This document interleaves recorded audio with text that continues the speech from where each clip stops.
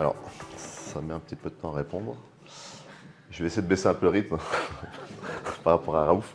Donc moi, je m'appelle Cédric Guillaumard, je suis architecte cybersécurité chez Ascor. Donc Ascor, pour ceux qui ne connaissent pas, c'est une entité du groupe Crédit Agricole qui héberge tout le SI des banques privées du groupe. Mais pas que les banques privées du groupe, on a aussi des clients qui sont des banques privées en dehors du groupe Crédit Agricole. Notre expérience WSO2, elle a commencé à peu près il y a 5 ans au travers du prisme IAM et notamment du produit Identity Server dans le cadre de l'intégration de la directive européenne PSD2. Donc à l'époque, pour ceux qui connaissent, on tournait sur un Identity Server 5.2, donc c'est une très vieille version.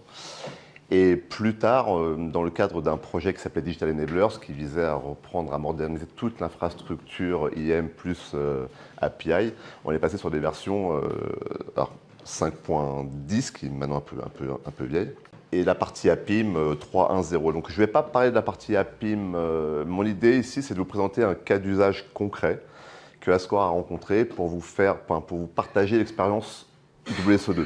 Pas l'expérience uniquement produit, l'expérience complète qu'on a eue avec WSO2. SmartWave, on les a rencontrés pareil il y a à peu près 3 ans. C'est eux qui ont mis en place justement toute la partie API Manager chez Ascor qu'on a actuellement, qui a été mise en place une fois seulement que la partie IAM avait été installée. Le cas d'usage ici, c'est un cas qui est connu à peu près de tout le monde, même si les gens ne mettent pas des termes dessus, ce qu'on appelle la fédération d'entités. Qu'est-ce que c'est? On a tous un exemple en tête d'une application sur Internet où on veut se loguer pour la première fois et finalement l'application, le site nous propose différents types d'authentification, Facebook, Google. Donc qu'est-ce qu'on fait? C'est qu'on clique sur Google, on est redirigé sur Google sur lequel on est généralement déjà authentifié. Et il y a un mécanisme d'échange qui se fait entre le site web qui nous intéresse et Google qui fait que Google prouve au site auquel on cherche à se connecter qu'on est déjà authentifié et ce qui nous permet de nous loguer pour la première fois et éventuellement de créer un compte directement. Donc ça, c'est le cas de la fédération d'identité de base qui est proposée à l'ensemble des utilisateurs sur un site quelconque, mais ce n'est pas ce qui se passe exactement dans l'univers corporate. C'est la même logique, c'est la même finalité, c'est qu'on arrive sur une application, en l'occurrence, on peut voir qu'on propose là une application RH, une application bancaire ou de marketing, et en fait, le but, c'est que on veut proposer en fait l'expérience SSO à l'utilisateur, donc il n'est pas à se rentrer de login, mot de passe quand il se connecte. Et pour ça, on interface les applications que moi j'appelle core banking, en l'occurrence dans notre univers chez Ascor, avec l'Identity Server. Donc comme je le disais, on va aborder ce use case au travers du prisme IAM, donc du produit Identity Server. Et l'idée, c'est que derrière, les différentes personnes qui peuvent être amenées à se connecter à ces applications bancaires, elles ne font pas partie de Ascor, elles font partie de nos clients. Donc on a des clients du groupe qui peuvent être au Luxembourg, en Suisse ou à Monaco. Et donc ces gens-là ont leur propre système d'information et leur propre mécanisme d'authentification. Donc là, ça peut être de la DFS de Microsoft, du Keycloak, ou même un autre Identity Server. Et donc la fédération d'identité, c'est quoi concrètement? C'est de dire, bon, WSO2, je vois que l'application bancaire, elle est liée à WSO2, et WSO2 qui est chez Ascor va dire, ah, moi je vois que tu as un utilisateur qui arrive, mettons du Luxembourg, donc je vais déléguer l'authentification, et elle va partir sur la DFS du Luxembourg. Et une fois que l'utilisateur du Luxembourg sera logué, enfin il est en général déjà logué puisqu'il s'est connecté le matin à sa station Windows, la DFS du Luxembourg dit, moi, mon utilisateur est déjà connu, déjà logué, je renvoie la preuve d'authentification à l'identity server WSO2 et il se retrouve forcément déjà logué. La petite notion différente par rapport à un usage type Facebook ou Google, c'est que sur Internet, vous êtes logué avec votre propre mail, en tout cas l'identifiant avec lequel vous utilisez quand vous vous loguez à Gmail ou à Facebook. Ici, on est sur des référentiels différents. Mettons qu'ici, on soit au Luxembourg et que les utilisateurs luxembourgeois aient des comptes de type Lux 1, 2, 3, pour faire simple. Chez Ascor, dans l'univers du core banking, Lux 1, 2, 3, ça ne correspond à rien. Dans l'univers du core banking, on a nos propres référentiels qui vont être des comptes de type, en l'occurrence chez Ascor, pour faire simple, ce sera des BI 1, 2, 3. C'est là que rentre en compte la notion de user mapping. Qu'est-ce qui se passe? C'est qu'à un moment donné, il faut bien que l'application qui reçoit la preuve d'authentification, elle contienne un user qui soit intelligible dans l'univers du core banking.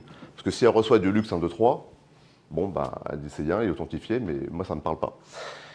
Donc WSO2 permet, donc, by design, de créer justement ce qu'on appelle de mettre en place, cette notion du user mapping au travers d'une fonction, encore une fois, qui est out of the box, qui s'appelle Adaptive Authentication. Je vais faire assez simple. C'est quoi l'idée? C'est de se dire, on a une personne qui arrive.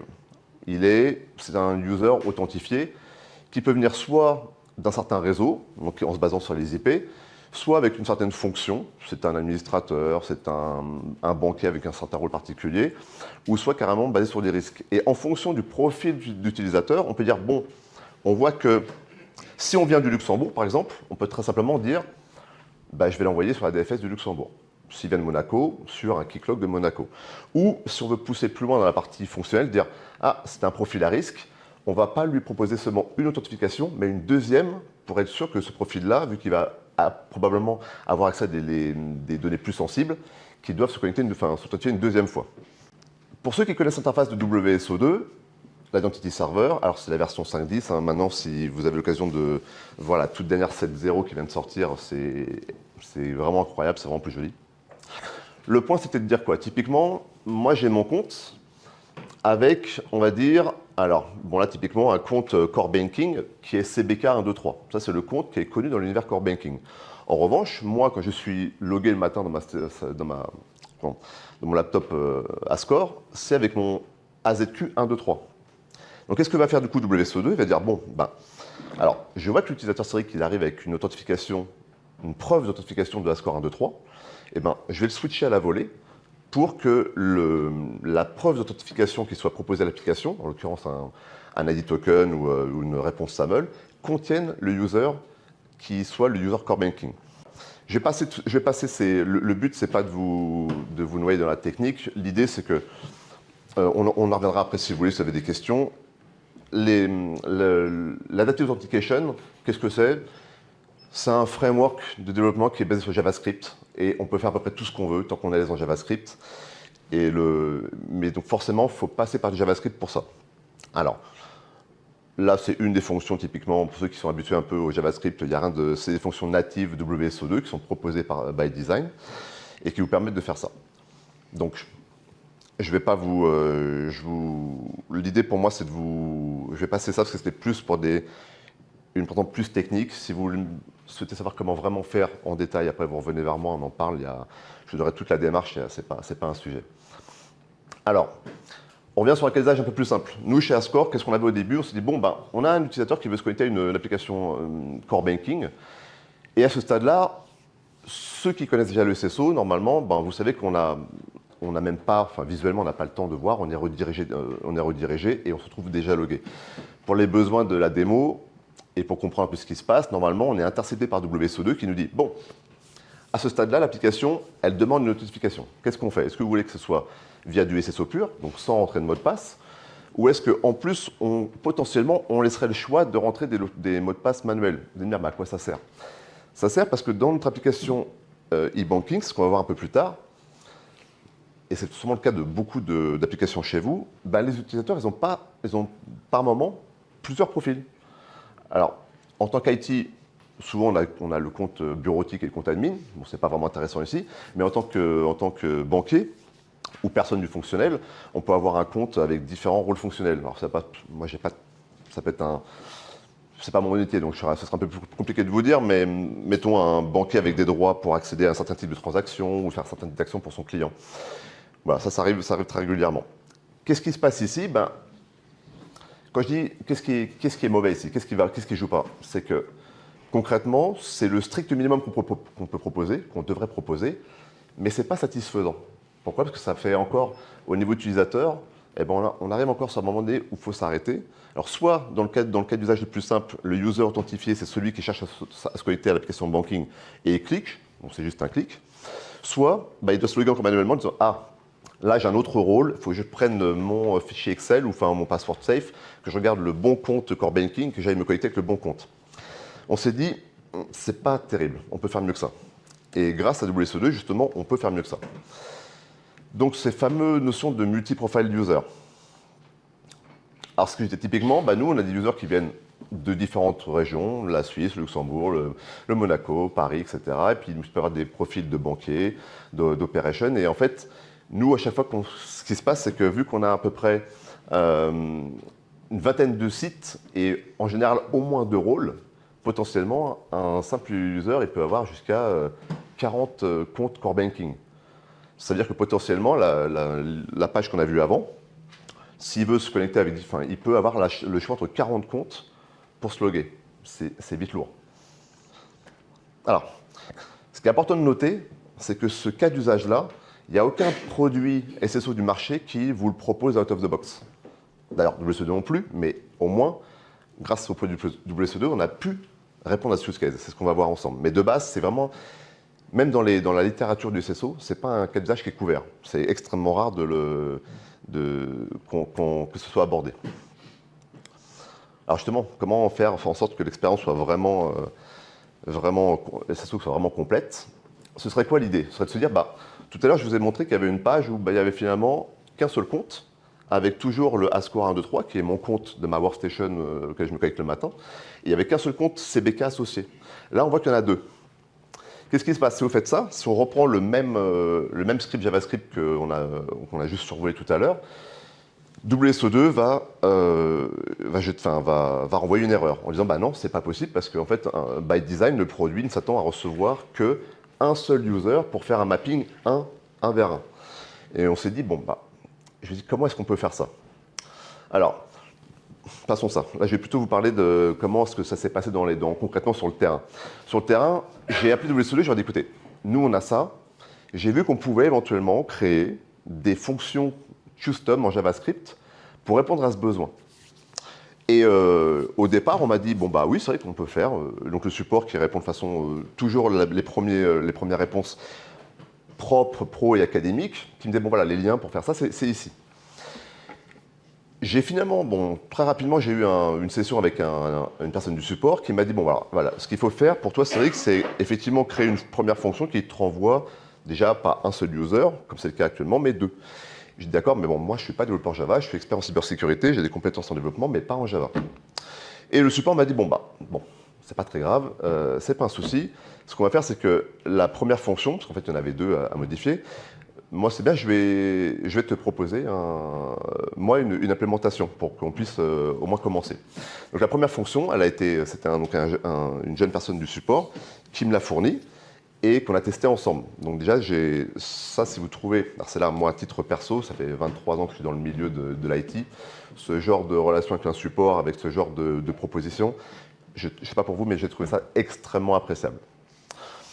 Bon, on va pas vous... L'idée, c'est quoi? Encore une fois, c'est que les fonctions qui étaient limitées de base par WSO2, on a pu les surcharger.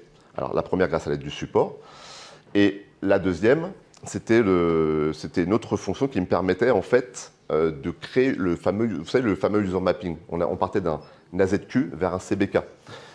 Ce mapping-là, il était 1 à 1, mais en dehors du fait de recevoir plusieurs résultats dans le premier temps, il fallait ensuite faire le mapping, donc le 1 to n. Ça, c'était encore une autre fonction que là, j'ai dû faire par moi-même en creusant un petit peu. Et avec différents échanges avec... vous prêtez pas attention, ça on part vraiment, je vais vous en parler rapidement, mais si vous voulez qu'on le revoie après, il ne faut pas se focaliser là-dessus. Avec le support, par dichotomie, par différents échanges, on est arrivé à un script qui était fonctionnel et qui nous a permis de pouvoir répondre aux besoins. Donc au final, qu'est-ce qu'il faut comprendre? Donc là, les 2 pages qu'on vient de voir, c'est la petite partie customisation. Je vais vous l'expliquer pourquoi. Là, c'est du CSS. L'idée, c'est qu'à la fin, on arrive sur ce genre de choses-là. Qu'est-ce que c'est que ça? C'est une page. Donc le user, lui, rien n'a changé. Il s'est logué le matin, il clique sur l'application bancaire. Sauf que là, maintenant, il se dit, c'est marrant, je suis prompté, on me propose les choix. Et ça, ce qu'il faut voir, c'est qu'en fait, tout à l'heure, on parlait des 40 comptes. Il n'y en a que 2. 40 comptes, ça fait beaucoup. En fait, on était un peu plus fin que ça, c'est que les users, ils ont 40 comptes. Enfin, ils ont souvent 2 rôles, parce qu'ils ont 20 sites, 2 rôles, mais c'est des rôles, ils sont par site et par rôle. Donc là, on a filtré parce que le user se connecte à l'application du luxe, et en général, par pays, ils n'ont que 2 ou 3 comptes. Donc on s'est dit, voilà, si l'user, il vient de tel pays, déjà il est routé forcément sur tel IDP, en plus, on va voir que son compte, on va extraire du référentiel utilisateurs du core banking uniquement les comptes core banking qui correspondent au site auquel ils cherchent à se connecter. Et du coup, on se retrouve... Alors, la petite customisation qu'on voyait par rapport à avant, pour ceux qui connaissent un peu les CSS et puis le JavaScript, c'est juste pour finalement proposer un truc un peu plus joli que du HTML de base.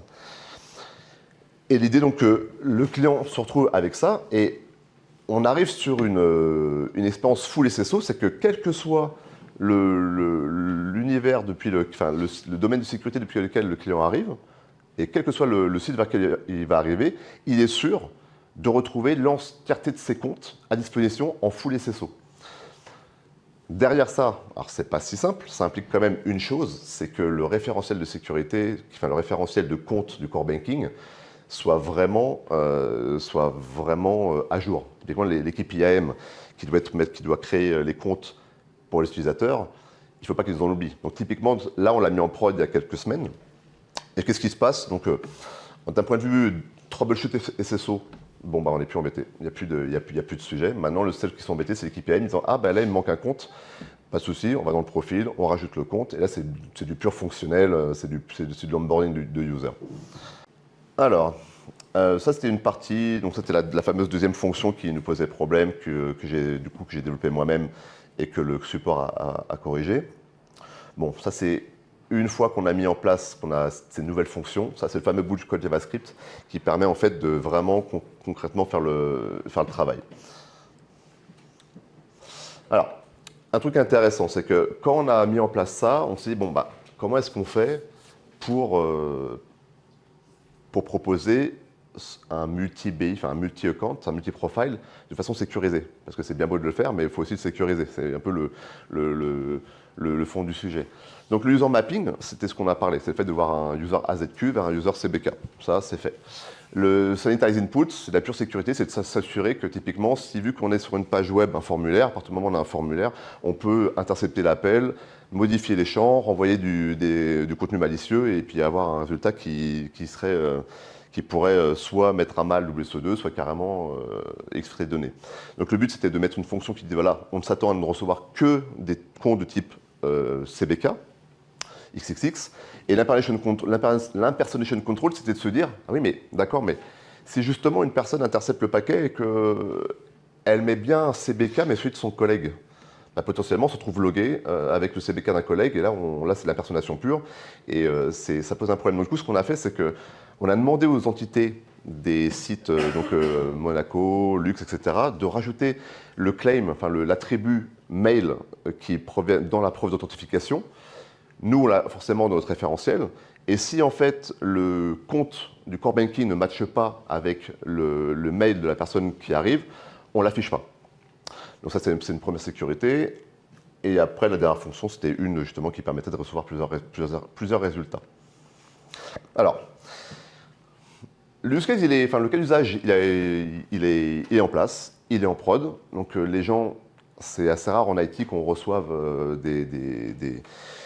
des remerciements directement de la part du utilisateur parce que ça arrive, ils sont souvent trop loin. Et là, pour le coup, c'est le cas. Alors, il y a encore une dernière chose que je ne vous ai pas expliqué. Avant de le mettre en prod, on a dû passer ce bout de code et ces fonctions, on les a soumis à un pen testing pour être sûr qu'il n'y ait pas des failles de sécurité, soit de ma part, soit de concept, etc. Quand le rapport est revenu, on avait une faille de sécurité du type medium qui disait, à un moment donné, si on revient juste pour l'anecdote, quand on arrive ici, on arrive sur une URL. Qu'est-ce qu'il a fait le pentester? Il a dit, moi, je vais juste prendre l'URL et puis je vais la copier dans un autre navigateur. Voir qu'est-ce qui se passe. Et il se retrouvait avec la même page. Je dis, bon, jusque-là, pas terrible, mais pourquoi pas. Et en cliquant, il pouvait quasiment s'authentifier. Quand je dis quasiment, c'est que le workflow SSO se finalisait, ce qui n'est pas bon du tout. En revanche, au niveau applicatif, il se passait des choses un peu bizarres, on n'était pas vraiment logué. Bon, qu'est-ce que je dis? On rebelote, retour au support WSO2. Je fais, écoutez, là, on a un gros problème, on a fait tout ça, on ne peut pas s'arrêter là. Et ça, encore une fois, donc moi, c'est mon expérience personnelle avec le support WSO2. 2 jours après, ils m'ont dit, mais Cédric, tu es en quelle version? Je dis, 5.10. Il fait, oui, mais ça, c'est une faille qui a été corrigée il y a 3 ans. Il faut juste rajouter ce petit bout-là dans la conf. Donc, on a rajouté ça c'est dans le fameux fichier Pour ceux qui connaissent deployment toml, qui est le fichier de référence de WSO2 sur la partie yes, un petit bout de code qui est en fait une protection CSRF, pour ceux qui connaissent. Et effectivement, une fois qu'on copiait le lien, on l'a retesté, on a un beau message d'erreur WSO2 qui dit non, ça vous n'avez pas le droit de le faire, vous êtes une tentative d'intrusion. Et donc du coup là maintenant, c'était assez récent, c'était du mois dernier. Et tout au long en fait, il faut comprendre que, alors, sans le support WSO2, c'est clair que je n'étais pas en mesure d'arriver au bout de ce genre de use case. Et ce qui est encore plus intéressant à voir, là c'est une discussion qu'on a avec Raouf et WSO2, c'est que moi j'aurais dit, bon, c'est bien, c'est super, mais ces fonctions custom qu'on a créées, moi j'ai pas envie d'avoir à les refaire à chaque fois que je migre WSO2 vers une version supérieure. C'est un peu, surtout qu'en plus le JDK peut changer, la version de WSO2 changeant, ça peut être amené à ne plus fonctionner. Et on a la possibilité, alors c'est encore en cours de discussion, c'est pas systématique, que ce soit clair, mais de le soumettre à, je n'ai plus le terme en tête, pour un espèce de change officiel, qui fasse que pour les prochaines versions, ou même les courantes, que les fameuses fonctions JavaScript qui étaient fonctions custom, deviennent natives. Et ça veut dire que potentiellement, tout travail que je vous ai montré, avec les lignes de code qui peuvent être un peu effrayantes, bah finalement, ça ne me concernerait même pas, parce que du coup, ça rentrerait dans un cadre par défaut, et ce serait juste finalement du JavaScript pur, qui là est largement plus accessible d'un point de vue développement. Voilà, je pense que c'est à peu près tout. Et donc typiquement, là, on est sur du use case, là, on est vraiment terrain. Le but, c'était vraiment de répondre à un besoin des utilisateurs qui vraiment avait ce besoin de flexibilité dans le SSO qui de base n'était pas proposé. Est-ce que vous avez des questions ou Oui, une question. Comment tu as créé la base de mapping entre différents groupes et comment elle est maintenue maintenant? Parce qu'il y a quand même un sacré challenge à créer cette base de début et à maintenir. La base de mapping, elle est simple. Nous, on a un référentiel dans l'univers core banking qui est un Active Directory. Donc cet Active Directory il est utilisé pour différentes applications legacy. Donc si tu veux, c'est un simple AD dans lequel tu as tous les users. Alors tu as les users qui sont du e-banking, du m-banking, les BI internes, etc. Tu as toutes les références. Donc la seule chose qu'on a faite, c'est très simple, c'est qu'en fait on a créé un champ supplémentaire qu'on a appelé fédérité de username pour user fédéré, et on lui a mis le compte qui provient d'authentification locale à l'entité concernée. Donc un UT, un luxe, etc. Et ce que fait WSO2, bêtement, il dit je vois que tu arrives avec un user qui s'appelle Lux123. Moi, je vais aller chercher dans le user store WSO2. Alors, le user store WSO2, il propose de mettre en place un référentiel d'utilisateur qui lui-même est bindé, est lié à un Active Directory ou à une base, ce que vous voulez. En l'occurrence, nous, c'est Active Directory. Donc, on interroge WSO2, il va dire pour le user Lux123 qui arrive, va me chercher dans ta base quels sont tous les users CBK correspondants. Et donc, au final, nous, d'un point de vue gestion, alors moi, à mon niveau, on ne le fait pas, c'est l'équipe IAM qui onboard tous les nouveaux clients. On leur dit, désormais, maintenant, quand vous voyez un Lux 1, 2, 3 qui arrive, n'importe quel, plutôt un compte CBK 1, 2, 3 qui arrive, vous demandez systématiquement d'où il vient, quel est son compte local, et vous le rachetez dans le champ qui va bien. Et après, il n'y a plus rien à faire. Et du coup, on a transformé toute cette partie, les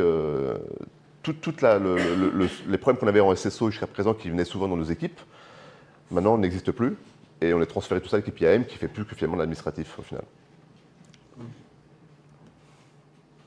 Pardon. J'ai une question. Oui. En termes de l'authentication workflow, je comprends que vous prenez l'utilisateur via Kerberos ou d'autres choses similaires, mais si vous voulez implémenter les MFA sur l'authentification, ça c'est possible de faire après sélectionner l'utilisateur? Ouais, nous, on ne l'a pas mis en place parce qu'on est en interne. Maintenant, c'est ce qui est pratique, c'est ce que WSO2 est une plateforme, l'identity server, c'est une plateforme qui embarque tous les standards connus et qui propose de s'interconnecter à peu près à n'importe quoi. Alors, nous, à la maison, on a du HID. Si on voulait un connecteur HID pour qu'en plus on ait un approve sur le mobile, c'est possible. Mais ce n'est pas natif WSO2 parce qu'ils ne peuvent pas être proposés des connecteurs sur toutes les technologies du monde, mais c'est possible de le créer. On en a créé un, nous, dans le cadre de l'e-banking, qui, les utilisateurs e-banking, ils ont de l'approve HID. On pourrait le faire aussi. On a estimé, nous, en interne, qu'il n'y avait pas un besoin réel, en tout cas pour le moment. Mais tout à fait, on peut le faire. C'est pas un sujet. Ce sera pas forcément c'est pas non plus un claquement de doigts. Ça, faut prendre un peu de temps, mais c'est complètement envisageable, oui. Comment est-ce que vous gérez les différentes entités que vous avez, les différentes banques? Est-ce qu'il y a besoin de différentes installations de cet outil ou c'est le même outil? Non, nous, on a segmenté en deux. Mais c'était plus pour des soucis d'administration, dans le sens où on a toutes les banques clientes du Crédit Agricole. Je vais essayer de remettre le schéma du tout début. Donc on a une instance d'identity server pour toutes les banques internes.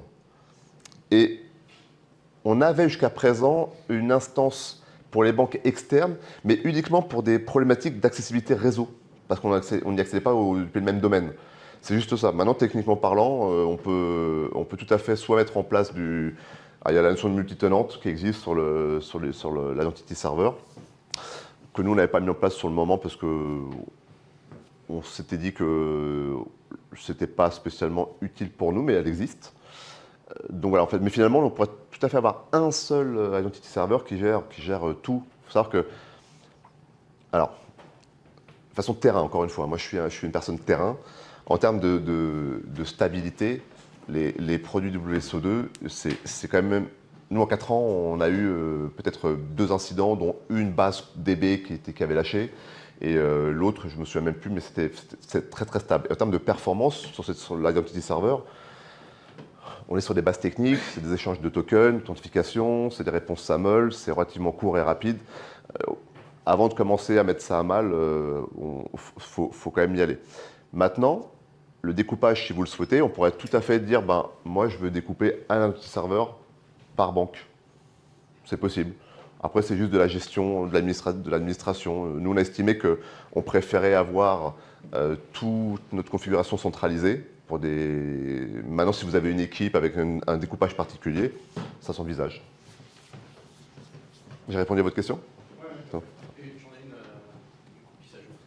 Vous avez parlé des pentests. Oui. Qu'est-ce qu'il y a comme autre contrôle que vous pouvez faire, vous, à titre opérationnel, sur ce genre de plateforme, de manière un peu régulière Bon, alors déjà, la mise à jour habituelle. WSO2, on reçoit des mails systématiques sur des failles critiques, donc on les reçoit, on met à jour, ou des updates. Donc les patch levels, c'est quelque chose qu'on fait systématiquement.